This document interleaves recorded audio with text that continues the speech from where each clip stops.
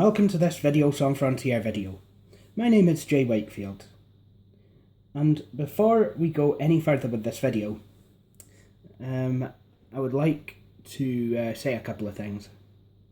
First of all, I'd like to apologise for the lack of video content over the last couple of weeks. I have been struggling for a while now. My depression has actually been quite intense. So, it's kind of been to the point that unless I've actually, been away to see someone, I've spent a lot of my time in bed because I've just found it particularly difficult to actually get up and remain up without feeling some sort of mental fatigue. Now, the second thing, it seems that a few of my laptops have decided to succumb to the effects of old age, should we say. It's actually really quite depressing, if I'm going to be completely honest. I've lost the Dell Latitude XP475C. Quite sad, actually. Hardly got to know ye. Really love that machine as well. I believe I lost my Latitude XPI in 2013. And recently my Dell Latitude XPI CD MMX has expired, which is also quite a shame. However, I was able to get myself on eBay a bundle, a laptop bundle, two machines, Dell Latitude XP475C, which was dead, and this, another Dell Latitude XPI P133ST. Now, I've had one of these before. I got one, I think it was in 2012 I got one actually. I've always liked the XPI series of machines. They've always kind of been something a wee bit special for me. And I'll tell you for why. A Dell Latitude XPI was the first machine I was actually asked to fix by someone who wasn't part of my immediate family. So it was, it really was rather special, and I had a lot of fun doing it. And this machine that was given to fix, it was a Windows 3.1 machine, but it seemed to have neat things like advanced power management and PC card slots and what have you. And I was just thinking how awesome that really was at the time. And ever since then, I've always thought that, always been a part of me that would have liked a Dell Latitude XPI. And then when I started collecting, it actually became a thing that, I really did want to find an XPI. And I did, back in 2012. Except this was a later version of the one that I'd fixed. I believe the one that I'd actually fixed was P75D. So, passive matrix, machine, I'm trying to think what else. 850 megabyte, I believe, hard drive, and if not smaller, I can't mind. And I was given a loan of a PC card CD-ROM drive as well, actually. But then, like I said, I lost it. But here's another one, P133ST. I've never owned a P75D. I bought one for Billy for his Christmas a year or so back, actually. Actually, no, I got it for his birthday, I think, in 2012, but we were ages trying to find a power adapter. That was such a menace. Anyway, let's have a wee refresher course. Let's have a look around this one. Now, I said I got another XP475C, which was dead. However, that machine was very together. It had all the bits on it that it would have originally came with, apart from a hard disk drive and caddy, which meant it had the kickstand, the legs that you can actually rotate and then stand the machine up. Now, because the machine was dead and because the XPI was missing the legs, I decided to kind of help myself to the legs from the 475C. So, this machine actually has working legs, and they're screwed in nice and tight. When I screwed them in, that was when I kind of completely realised that I should be more careful, because these things are made of plastic so brittle that I actually think at times that it's not plastic at all, but I believe it's puff pastry that's been painted black. As in the same pastry that are wrapped around your average common or garden Cornish pasty. Anyway, so on this side you can barely see it. Let me shed some light on the affair.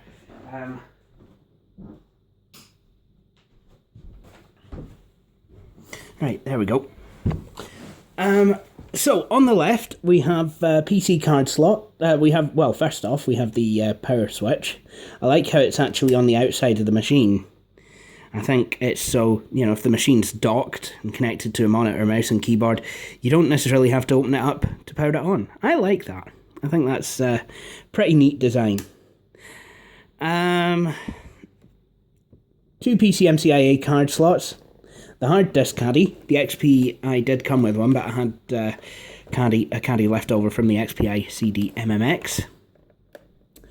And then on the front we have, I believe they're the speakers and the floppy drive. Now, something that I'll quickly show you, which is rather special. I've never had an XP or an XPI, a Dell Latitude XP or an XPI laptop that still had the lead catch on it.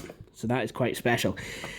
When I refer to the Dell Latitude XP laptops, I'm meaning in 1994, Dell actually did have a model of Latitude called the XP, which then became the XPI. These have nothing to do with Microsoft's Windows XP. In fact, I find it quite amusing, because the first time I ever saw a Latitude XPI was in 2004, the beginning of 2004. That was the one that I repaired. So, I find it quite amusing how these machines actually were called the XP or the XPI. And then a few years later along comes Microsoft and it's like, hey guys, look at our shiny new version of Windows, it's called XP. Okay then. But yeah, these have nothing to do with XP and should not ever be and Windows XP should never be installed on one of these. Probably because it won't run. I mean, you could probably get XP to kind of run at a Latitude XPI CD MMX, but don't do it, kids. It's not big and it's not clever. Anyway, let's see if I can get this to focus. We have on the right side we have headphone line in and microphone sockets, and that I believe is an infrared port.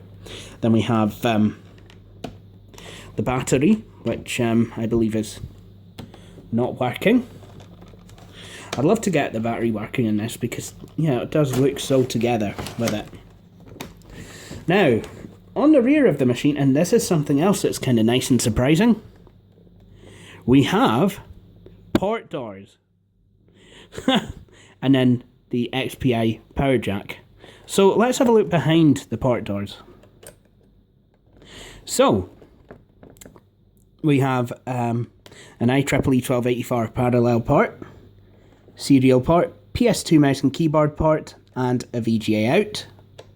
And there's wee icons on the top there to kind of let you know what is what. And then in the second port door we have the docking station connector. So that is a wee tour of the XPI. Now, some of you will have noticed already that this is a dual spindle machine. There is no CD drive attached internally to this computer. So, if you want to use a CD drive with this machine, you have to use an external like this Fujitsu Siemens branded Freecom PCM CIA card CD drive, which is exactly what we are going to be using, because I am going to show you a game on here that does require the use of CD-ROM, and I've previously installed it. So yeah, hang on a minute. These PC card slots, I've got to say, for some reason they are a wee bit fiddly, and you know, I just can't understand why that should be. It's I'm gonna try putting the card in the other way. Nope. Sorry about this. This is taking a wee bit longer than I would have hoped. Actually, it's there we go. Right, that's a PC card installed. Now, before we power it up, I'll just quickly show you the inside of the machine. As you can possibly see, you've got a Logitech trackball, which is nice. Keyboard. There's your, I believe it's a 12-inch monitor. Could be wrong.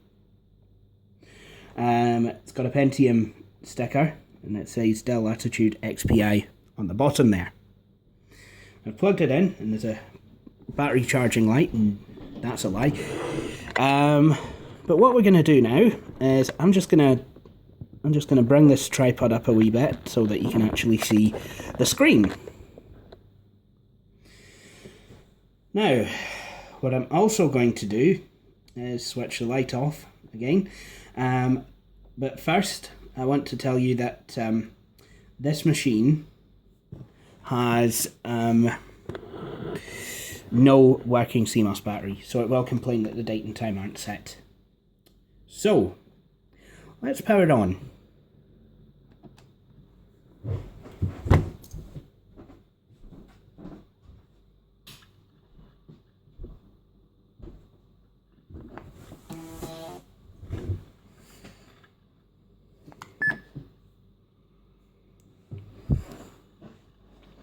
So, as you can see, I've got Windows 95 installed on here. It's a Pentium 133, so I thought, you know, why not?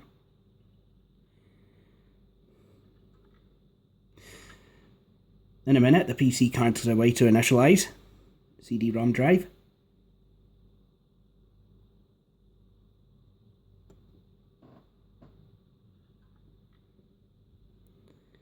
It's just taking its time for some reason. Oh, there we go. That's the... So when you hear that sound on a laptop, on a Windows 9X machine when it's booting up, it usually means it's a way to actually initialize the drive, initialize a PC card. Alright, so here we are in Windows 95, and it is, I'm going to be honest, make no mistake, this is the most stereotypical looking Windows 95 desktop ever. So I'm just going to show you around a couple of bits of software I've installed on this thing. Usual staples for one of my installs, Microsoft Works 4.0, Windows 95. What I liked about Works is that everything on the oh, Jones. I think in Works 3, maybe not in Works 4, but certainly in Works 3, you could actually access the font and font size pull down menus with the with a control with a keyboard shortcut. I quite like that actually. It's a shame that it didn't kind of carry on to newer versions. of Works, or even into Microsoft Office. It just kind of seemed a bit odd. Alright, let's delete this. Oh, I might have to reset the font now. Someone wrote some rubbish. Whoops. That's what happens when you nudge your tripod. Right. What shall I write?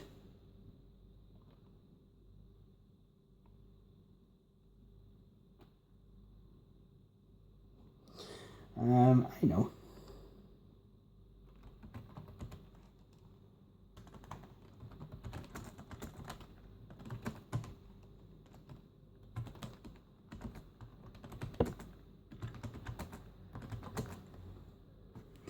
Oh, let's see if I can get rid of this blooming sidebar.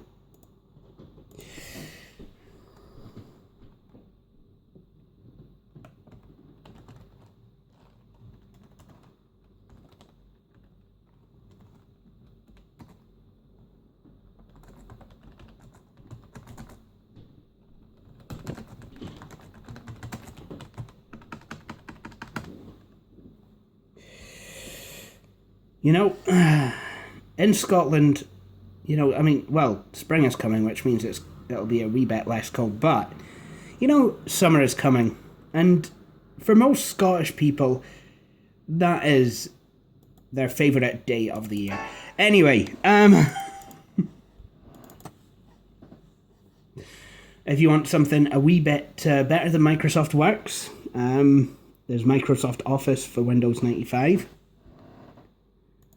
So maybe let's...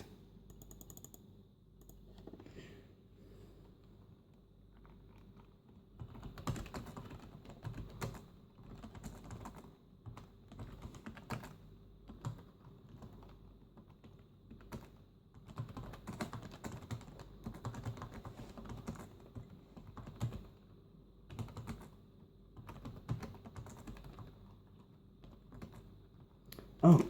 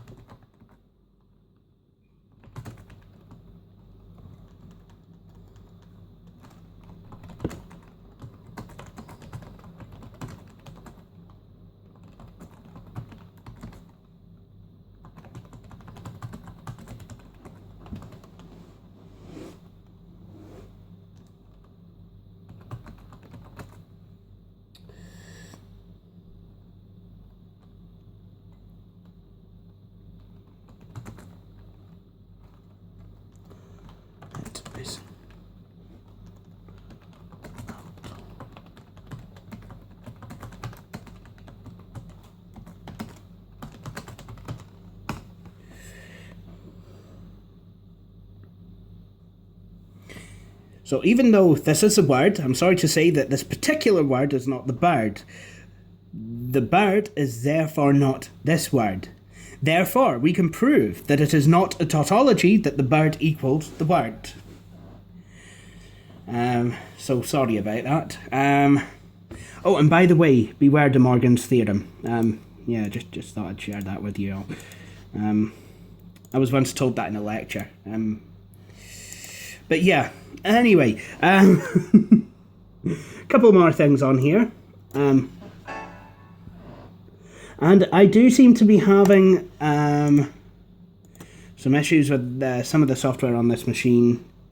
I installed KidPix, and it's obviously not working properly.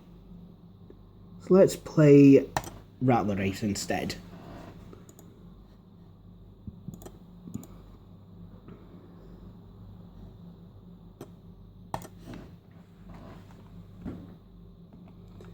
Oh, this can only go well.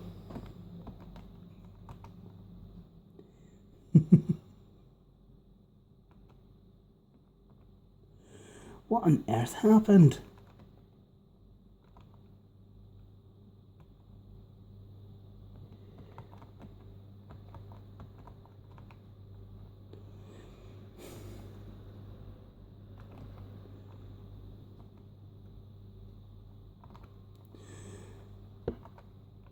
I'm sorry, but that ball yaw is very off-putting.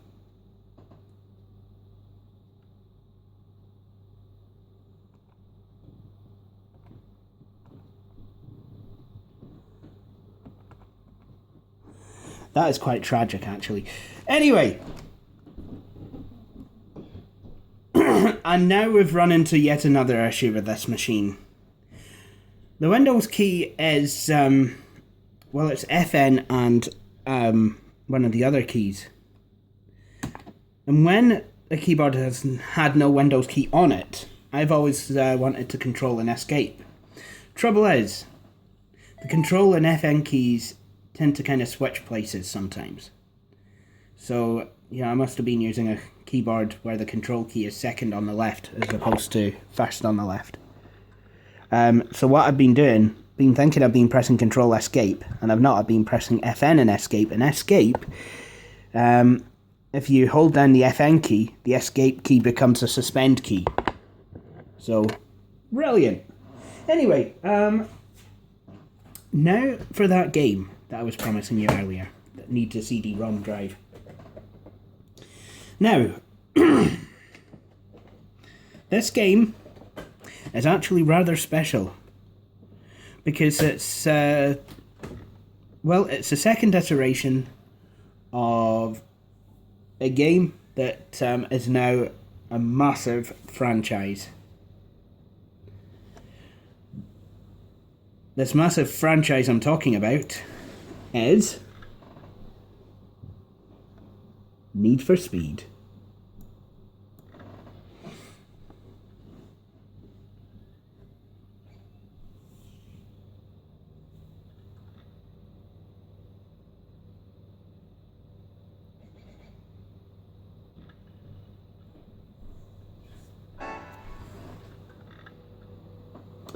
Oh, and this is also not working. Right. It was working a wee bit. It was working before I rebooted. Come on.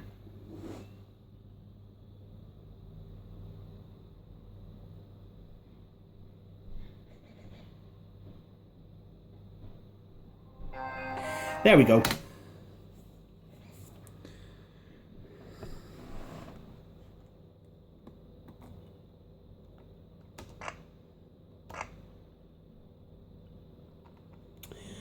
Okay. I don't know why this is doing that. I seriously don't. It's actually...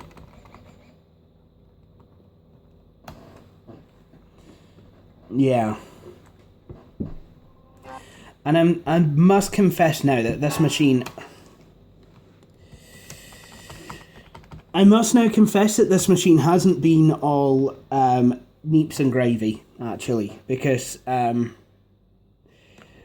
you know, when I first got it, you know, and I tried plugging a hard disk into it, you know, it was losing it. And then, you know, I tried a different hard disk and it was like saying hard disk controller 0 failure. So, yeah. But, I mean, that's working fine now. It's just that, you know, this particular Windows install doesn't seem to be behaving itself. So, well, you know, just give it another go. Now,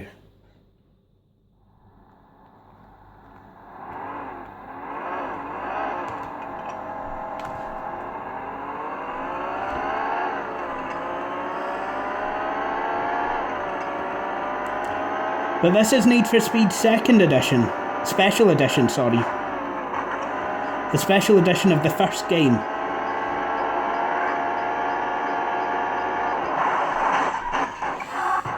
And as you can see, I do about as well as I do on all the other Need for Speed games. But you always, when you start on this game, this threw me at first, you always have to take the car out of neutral.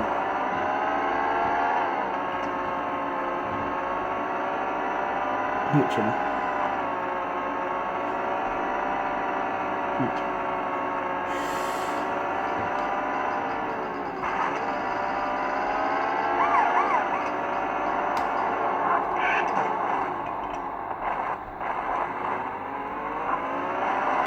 Yeah, I will have badly lost this game now.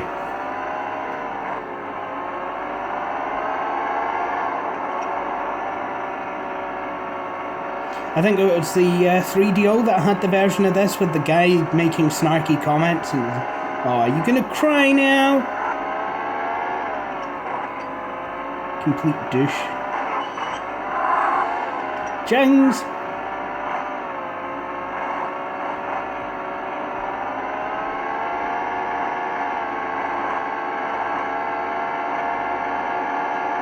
Bye-bye!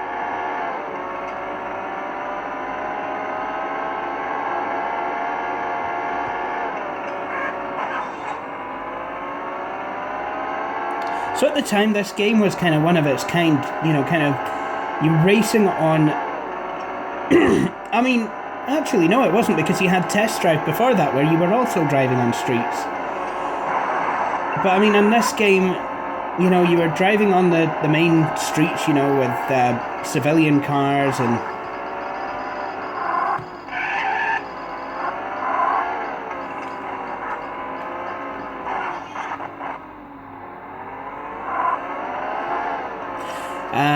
but yeah, I mean, in this game, you can actually invoke the wrath of the police. And I think that's what that means.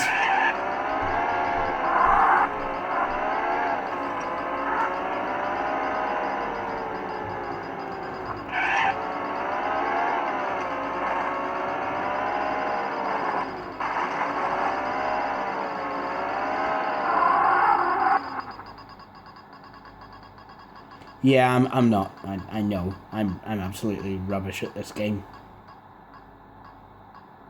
I'm just gonna let the heat die down because, well, I'm not exactly gonna win, am I? Now I'm gonna completely ruin it all because...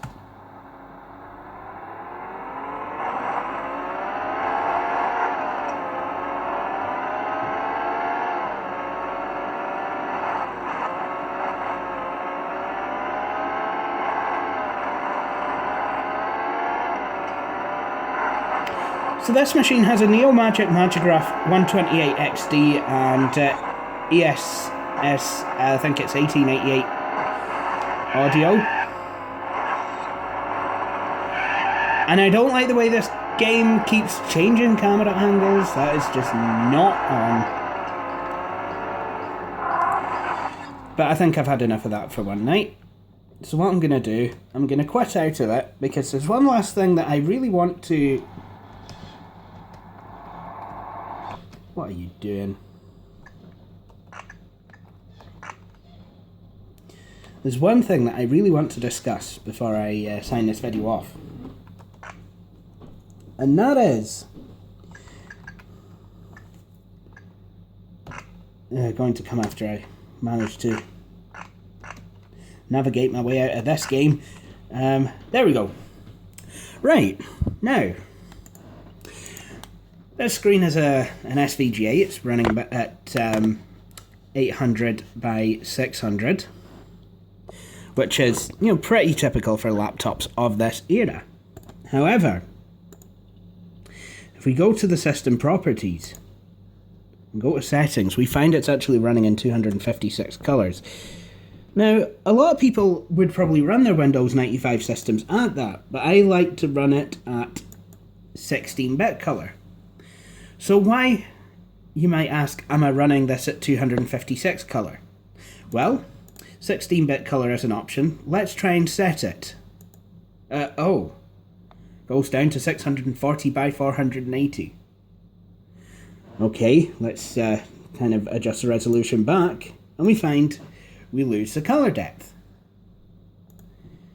But that seems strange. A lot of Windows 95 era machines from this time are able to do both 800 by 600 and do so at 16-bit color, 65,536 colors.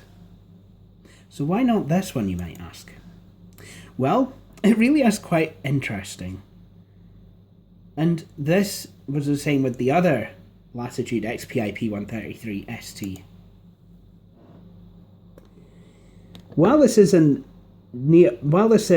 regular Neomagic Magigraph 128 ZV,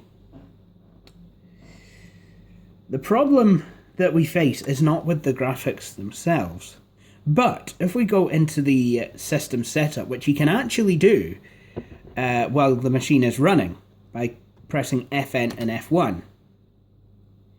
So now we're in the system setup, and what we find, if we look down at the bottom right, we find that this has got a Pentium 133 microprocessor, 24 megs of RAM, and the video memory is 896 kilobytes, which is quite an odd amount.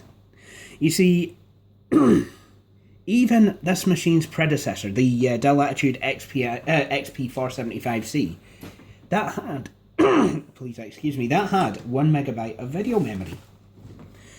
And the XPI-CD MMX is quite funny because it has 1.1 megabytes of video memory. What did it do? Did the XPI-CD MMX come and nick some RAM from the regular XPIs? Why? Why have you not given us a 1 meg, Dell? You gave us it on, like, 486 machines. What gives? And it's and other machines of this ilk do have the full 1 meg of video memory, which means you can do 800 by 600 at 16-bit color. I just thought I'd share that with you, though, because that is a wee bit weird. But, like I said, having your system in 256 colours isn't necessarily the worst thing in the world to do. You see, Windows, a lot of apps, a lot of games and apps that were designed for Windows 95 were actually designed to run in 256 colours. So it's one less thing that you've got to worry about. You just load the game in, it'll work absolutely fine. A lot of humongous entertainment titles, they will run in full colour, high colour mode, but they are best to run in 256 colour mode. Where in the World is Carmen Sandiego 3.0? Same thing. It will run in high colour mode, but there are, you get some artifacting if you attempt such a thing. So, I'm just trying to see if there's anything else on here that I've installed that I can show you. Well, there's PaintShop Pro, Microsoft Money, KidPix, which, as we've covered before, doesn't work, and WinImage. And there's also Microsoft Publisher 95, which I find quite funny because it's basically Publisher 2.0. And in Windows 95, it'll allow you to save long file names. Can't understand why it's not letting you save as anything other than publisher files. Why it gives us the option if... Yeah. Why is that grayed out? That's odd. But if you run this on Windows NT 3.51, you'll be given the standard Windows 3.x save as dialog, and you'll only be able to save with 8 characters. So again, I thought I'd mention that. And Publisher 95 and Publisher 97 kind of look very similar, if not the same. Publisher 97 didn't adopt the new Office 97 look. And Publisher 95 did not adopt the gradiented title bars from Microsoft Office 95. Now, I think I may have blathered on here for long enough. So, what I'm going to do is I'm going to shut down this machine. And before I do anything, I'm going to... Oh, okay, maybe now that disk is stuck. The disk is stuck forever in the CD drive. Brilliant. Whoops-a-daisy. But that has been a look at the Dell Latitude XPI P133ST. Oh, look what else I have.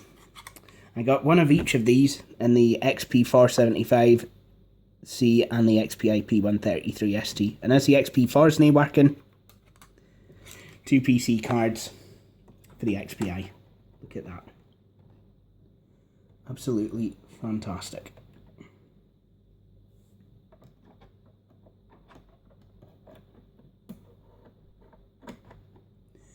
There we go. But thank you for watching this video.